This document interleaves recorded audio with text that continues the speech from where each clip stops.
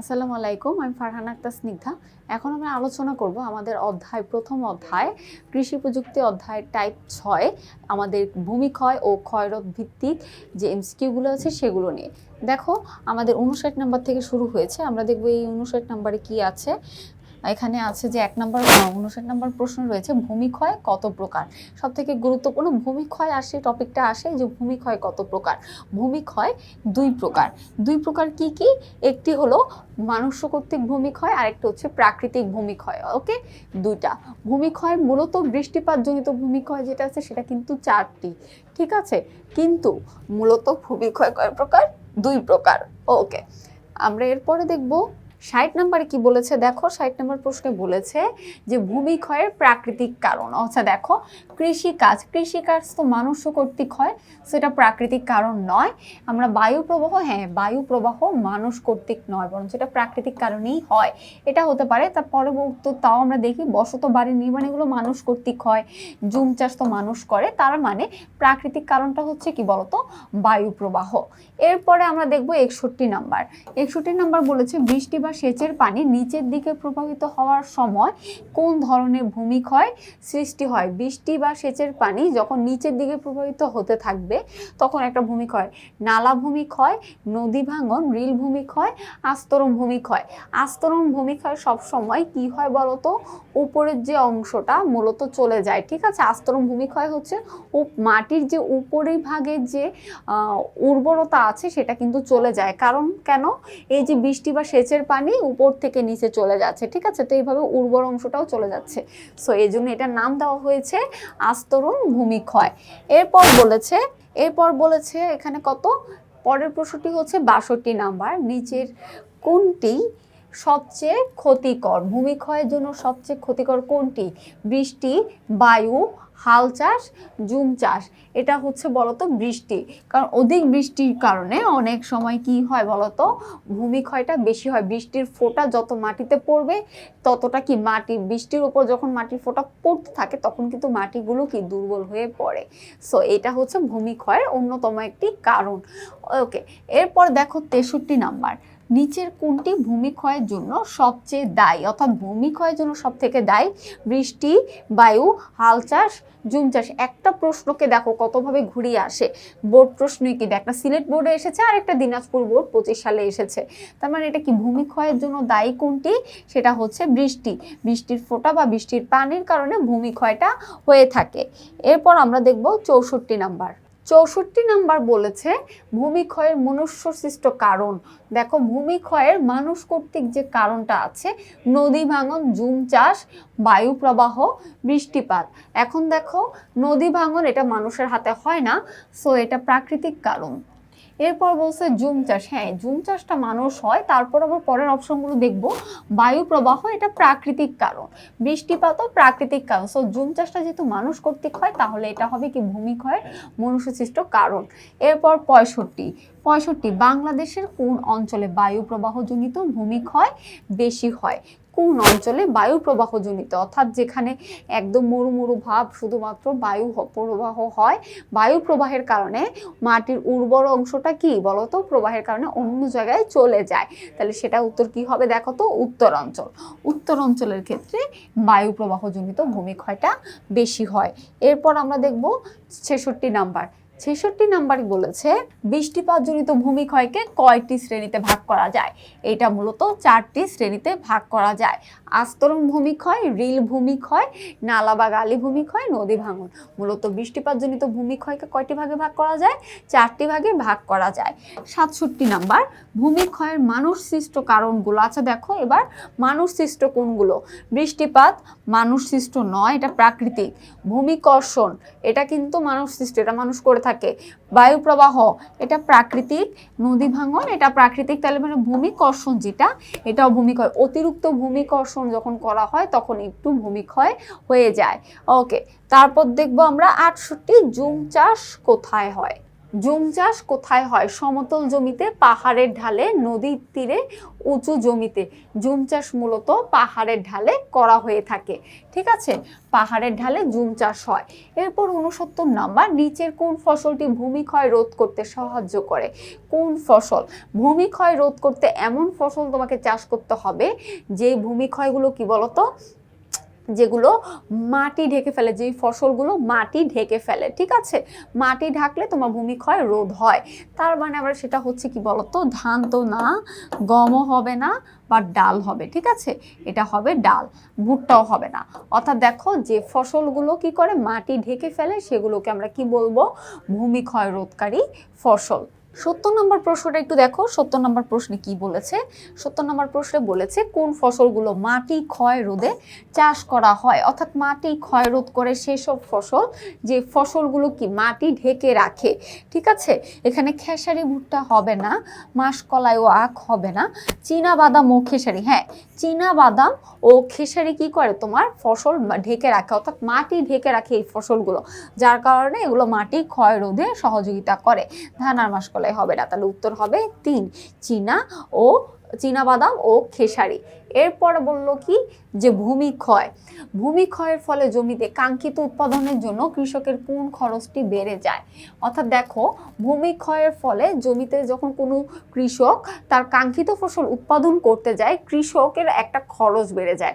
সেটা কি বলতো? বীজ, কীটনাশক, সার, শ্রমিক, অবশ্যই সার। কারণ কি, এমনিতে মাটি তখন অনেক দুর্বল হয়ে পড়ে, তাই না? তাকে ভালোভাবে সার দিয়ে জমি প্রস্তুত করতে হবে, তা কাঙ্ক্ষিত ফসল যাতে সে উৎপাদন করতে হয়, যার কারণে তার সারের খরচটা অনেক বেশি বেড়ে যায়। 72 নম্বর প্রশ্নে দেখো কি বলা আছে। 72 নম্বর প্রশ্নে বলেছে ভূমি ক্ষয় রোধে কোন ফসলগুলো চাষ করা উচিত? আখ ও খেসারি, চীনাবাদাম ও মাসকলাই, চীনাবাদাম ও ভুট্টা, মাসকলাই ও ধান। এখানে দেখো যে কোন রোধে, অর্থাৎ ভূমি ক্ষয় রোধ বলতে এখানে ফসল, যে ফসলগুলো মাটি ঢেকে রাখে সেই ফসলগুলো, চীনাবাদাম ও মাসকলাই সবসময় মাটি ঢেকে রাখে, এই ফসলগুলো ঢেকে রাখে। সো এই ফসলগুলো বলতো ভূমি ক্ষয় রোধে উপকারী। এরপর রয়েছে 73 নম্বর। আমরা 73 নম্বরে দেখব কি বলেছে। 73 নম্বরে বলেছে যে কোন ভূমিক্ষয়ের কারণে জমির উর্বরতা হ্রাস পায়? রিল ভূমিক্ষয়, আস্তরণ ভূমিক্ষয়, গালি ভূমিক্ষয়, নদী ভাঙন ভূমিক্ষয়।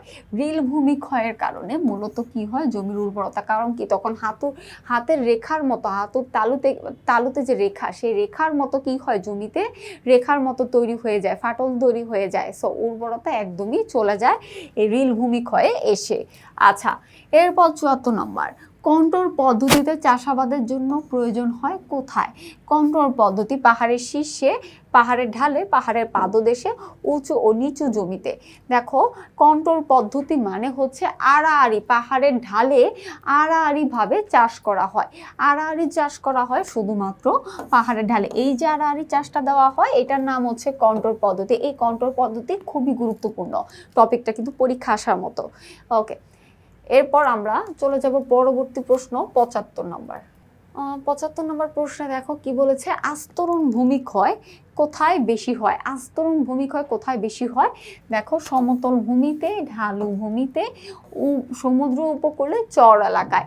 এটা হচ্ছে ঢালু ভূমিতে। ঢালু ভূমি এই কারণে, কারণ বৃষ্টির পানি উঁচু জায়গা থেকে নিচু দিকে বলতো কি বেয়ে প্রবাহিত হতে থাকে। তখন কি হয়? উর্বরতা এক স্থান থেকে অন্য স্থানে উর্বর মাটিগুলো চলে যায়। সো এটা হবে ঢালু ভূমিতে। 75 2।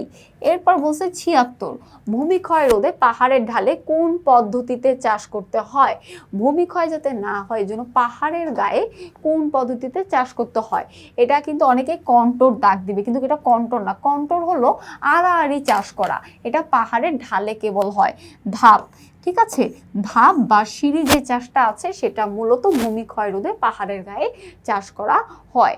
এরপর বলল 77 নাম্বার, যে অঞ্চলে গাছপালা কম সেই অঞ্চলে কোন কারণে ভূমিক্ষয় হয়? গাছপালা কম, বায়ু প্রবাহের, বৃষ্টিপাতের, ভূমিকর্তনের, পানি নিষ্কাশনের। আচ্ছা দেখো, গাছপালা কম যে অঞ্চলে, সেই অঞ্চলে মূলত কোন ধরনের ভূমিক্ষয় হয়?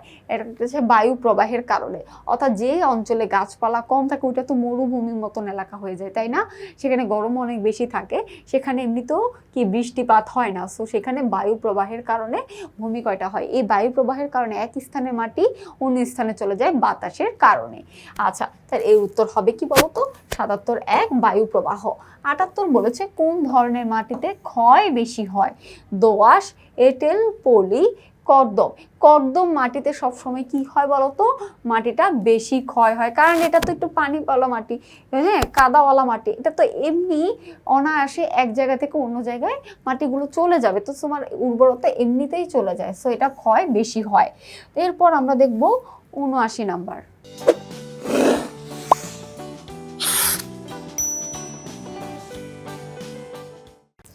৭৯ নাম্বারে বলেছে ভূমিক্ষয়ের প্রাকৃতিক কারণগুলো হলো বায়ু প্রবাহ, বৃষ্টিপাত, পাহাড় ধস। আচ্ছা দেখো, প্রাকৃতিক ভূমিক্ষয়ের মধ্যে দেখো কোনটি? এটা মূলত কি হবে? প্রাকৃতিক ভূমিক্ষয়, যেটা কি মানুষ কর্তৃক নয়, সেটা হচ্ছে প্রাকৃতিক ভূমিক্ষয়। তাহলে এক হচ্ছে বায়ু প্রবাহ, স্বাভাবিক, এটা কি বলতো? প্রাকৃতিক ভূমিক্ষয়। বৃষ্টিপাত প্রাকৃতিক ভূমিক্ষয়, পাহাড় ধস এটা মানুষ কর্তৃক হয়ে থাকে। তাহলে উত্তর হবে ১ ও ২। এরপর আমরা দেখব ৮০ নাম্বার। মাটিতে প্রতিনিয়ত উৎপীড়ন করা হচ্ছে। মাটিতে প্রতিনিয়ত কি করা হচ্ছে? উৎপীড়ন করা হচ্ছে। মাটিতে কি ইউজ করা হচ্ছে? কি কার্যক্রমগুলো করা হচ্ছে? ভূমিকর্ষণ করা, পানি নিষ্কাশন করা, মাটি কর্তন করা। দেখো, ভূমিকর্ষণ জমি প্রস্তুতির অন্যতম ধাপ। তাহলে এখানে কি? তার মানে হচ্ছে পানি নিষ্কাশন, তারপর হচ্ছে মাটি কর্তন। মূলত এই যে ভূমিকর্ষণ, এটা সব সময় হয়ে থাকে মাটিতে, প্রতিনিয়ত এই কার্যক্রমটা হয়, পানি নিষ্কাশন করা হয়। মাটি কর্তন সবসময় হয় না, তবে ১ আর ২ হয়ে থাকে, যার কারণে উত্তর হবে ১। এরপর দেখো বলেছে ৮১ নাম্বার। প্রাকৃতিক ভূমিক্ষয়ের কারণগুলি হলো বৃষ্টিপাত, ভূমিকর্ষণ, বায়ু প্রবাহ। প্রাকৃতিক ভূমিক্ষয়ের আমরা যদি কারণ বলি, হ্যাঁ, বৃষ্টিপাত হচ্ছে প্রাকৃতিক ভূমিক্ষয়। তারপর বলেছে বায়ু প্রবাহ, এটাও কিন্তু প্রাকৃতিক ভূমিক্ষয়, তাই তো? তাহলে এটা হচ্ছে কিন্তু ভূমিকর্ষণ মানুষ করে থাকে তার জমি চাষের জন্য। তাহলে ১ আর ৩, ১ আর ৩ রয়েছে ২ নম্বর অপশনে। এরপর আমরা দেখব ৮২ নাম্বার। দেখো কি বলেছে, খুবই গুরুত্বপূর্ণ প্রশ্নটা। জুম চাষের ফলে কৃত্রিম ভূমিক্ষয় হয়। আচ্ছা, ভাঙনজনিত ভূমিক্ষয় হয়, ভূমিক্ষয় হয়। আচ্ছা দেখো, জুম চাষের ফলে মূলত জুম চাষ কিসে করা হয় বলতো? পাহাড়ি অঞ্চলে, তাই তো? পাহাড়ি অঞ্চলে করা হয়। তাহলে এটা মূলত কি হয়? জুম চাষ, এটা কৃত্রিম, তাহলে এটার কারণে কৃত্রিম ভূমিক্ষয় হবে। ভাঙনজনিত ভূমিক্ষয় না, ভাঙনজনিত হয় না, ভাঙনজনিত এটা কৃত্রিম ভূমিক্ষয় না, এটা প্রাকৃতিক ভূমিক্ষয়, কিন্তু ভূমিক্ষয় হয়। ১ আর ৩, ১ আর ৩ রয়েছে ২ নম্বর অপশনে। এরপর আমরা যাব ৮৩ নাম্বার প্রশ্নে। ৮৩ নাম্বার প্রশ্নে দেখো কি বলেছে, ভূমিকর্ষণের ফলে মাটিতে সহজেই বায়ু চলাচল করতে পারে। হ্যাঁ, তারপর দেখো উপরের মাটি নিচে আসে, মাটিতে অণুজীবের কর্মদক্ষতা হ্রাস পায়। অবশ্যই এখানে কি হয়? ভূমিকর্ষণের ফলে কিন্তু কি হয় বলতো? ভূমিকর্ষণের মাধ্যমে কি অণুজীবের কর্মদক্ষতা হ্রাস পায় না, এটা কি পায়? এটা মূলত বৃদ্ধি পায়। ঠিক আছে, যখন ভূমিকর্ষণ করা হয় অণুজীব, ছত্রাক, ব্যাকটেরিয়া যেটা আছে সেটা কর্মদক্ষতা অনেকখানি বৃদ্ধি পায়। উপরের মাটি নিচে চলে আসে, এটাই ভূমিকর্ষণের মূল একটা উদ্দেশ্য, মাটিতে সহজেই বায়ু চলাচল যাতে করতে পারে, এই জন্য ভূমিকর্ষণ করা হয়। তাহলে উত্তর হবে ১ ও ২। ওকে, এরপর আমরা চলে আসব আমাদের পরবর্তী ৮৪ নাম্বার প্রশ্নে। আচ্ছা, আমরা ৮৪ নাম্বার প্রশ্ন, খুবই গুরুত্বপূর্ণ, এটা একটি বোর্ড প্রশ্ন। দেখো কি বলেছে, যে বছরে নির্দিষ্ট সময় দিনাজপুর এলাকায় ভূমিক্ষয় হওয়ার অন্যতম কারণ কি? দেখো, একটা নির্দিষ্ট সময় হয়, বায়ু প্রবাহ, মাটির প্রকৃতি, ভূমির ঢাল। এটা দেখো, বায়ু প্রবাহ দিনাজপুর অঞ্চলে, আমরা অলরেডি কিছুক্ষণ আগে পড়েছি যে বায়ু প্রবাহ দিনাজপুর অঞ্চলে বেশি হয়। ঠিক আছে, মাটির প্রকৃতির কারণে, মূলত মাটির যে প্রকৃতি, যার কারণে এটা নির্দিষ্ট সময় হয়ে থাকে। ভূমি কোনোদিনও ঢাল থাকে না, এই দিনাজপুর অঞ্চলে ভূমি ঢালও হয় না, বায়ু প্রবাহ মাটির প্রকৃতির কারণেই হয়ে থাকে। এরপর আমরা একটা উদ্দীপক পড়ব, নিচের উদ্দীপকটি পড়ে ৮৫ ও ৮৬ নম্বর প্রশ্নের উত্তর দাও। ৮৫ ও ৮৬ নম্বর প্রশ্নের উত্তর দাও। রহিম মিয়া তার বাড়ির পাশের জমিতে আলু চাষ করেন। কয়েক বছর যাবত লক্ষ্য করেছেন তার জমির মাটির ঢাল বরাবর লম্বাকৃতির রেখা তৈরি হয়েছে, যা অনেকটা হাতের রেখার মতো। এমনকি তিনি আরো লক্ষ্য করলেন তার আলুর ফলনও কমে যাচ্ছে। তার মানে দেখো জমিতে ভূমিক্ষয় হয়েছে, ঢাল বরাবর লম্বাকৃতি হাতের রেখার মতো তৈরি হয়ে গেছে। অলরেডি রিল ভূমিক্ষয়ের কথা কিন্তু এখানে বলে দিয়েছে।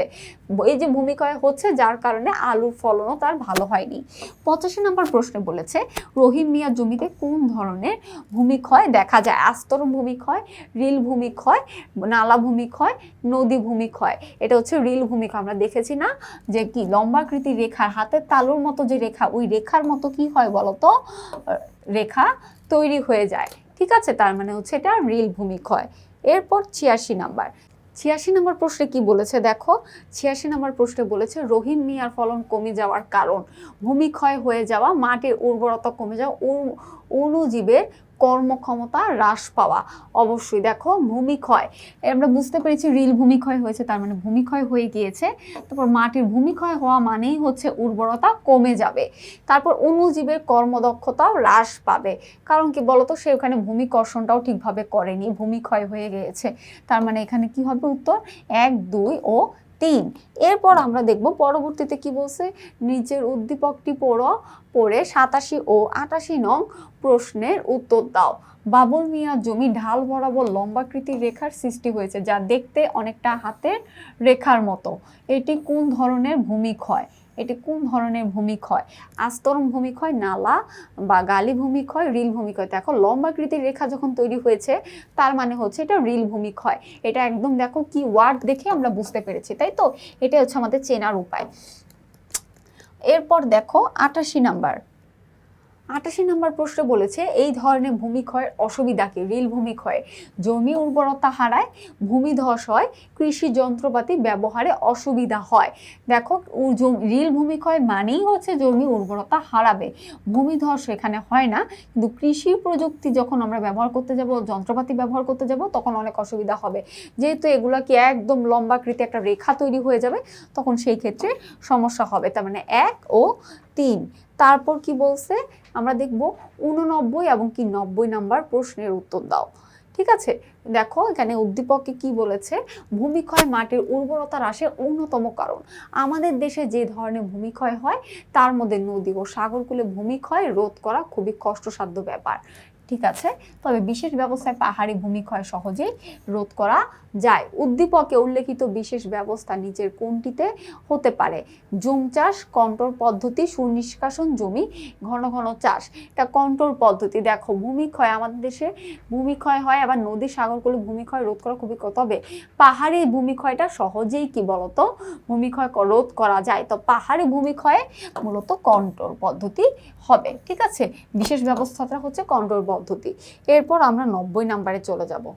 90 নাম্বারে আমরা দেখব কি বলেছে, যে উদ্দীপকে উল্লেখিত প্রথম ধরনের ভূমিক্ষয়টি বেশি হয় চাঁদপুর, সিরাজগঞ্জ, গোয়ালন্দে। দেখো চাঁদপুর, আমরা প্রথম ভূমিক্ষয়টা কি বলেছে উদ্দীপকে যদি একটু দেখি, ভূমিক্ষয় মাটির উর্বরতা, আমাদের দেশে ভূমিক্ষয় হয় নদী ও সাগর উপকূলে, ভূমিক্ষয় রোধ করা খুবই কষ্ট। তাহলে দেখো, তাহলে চাঁদপুর, সিরাজগঞ্জ এবং কি গোয়ালন্দ। ঠিক আছে, মানে প্রথম যে ভূমিক্ষয়টা, প্রথম ধরনের ভূমিক্ষয়টা মূলত হয় তোমার কোথায় বলতো, চাঁদপুরও হয়, সিরাজগঞ্জও হয়, গোয়ালন্দও হয়। তো এই ভূমিক্ষয়গুলো কি হয়, যে প্রথম ধরনের ভূমিক্ষয়টা মূলত এই সব অঞ্চলগুলোতে বেশি হয়ে থাকে। তাহলে উত্তর হবে 1, 2 ও 3। তো আশা করি আমার এই টাইপ ভিত্তিক প্রশ্নগুলো বুঝতে পেরেছো। পরবর্তী টাইপ ভিত্তিক প্রশ্ন দেখার আমন্ত্রণ রইল। সবাই ভালো থাকবে, সুস্থ থাকবে। আসসালামু আলাইকুম।